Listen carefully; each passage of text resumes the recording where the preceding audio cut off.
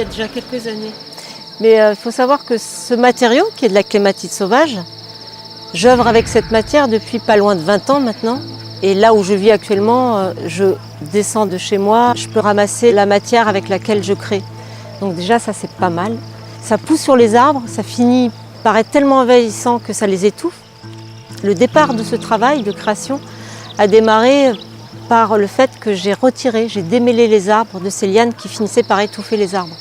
Le point de départ, c'est ça. C'est une déambulation en forêt, une rencontre avec une matière que je recycle ensuite dans un processus de création pour sublimer cette liane que je coupe pour lui redonner une autre vie.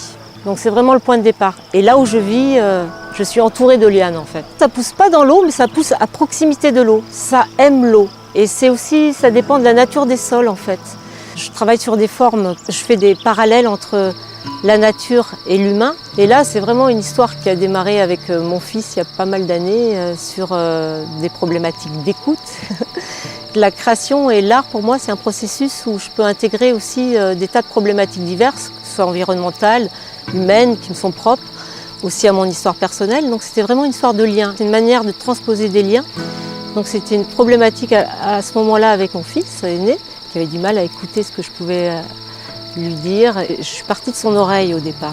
On a fait un petit jeu ensemble, un petit travail comme ça, et c'est né de là en fait. Mais après c'est un point de départ, mais ça peut être plein de choses. Ça c'est l'histoire de départ de ce travail de création. Mais ça peut être énormément de choses. Ça peut être une rencontre avec des lieux, avec des problématiques diverses, environnementales, humaines.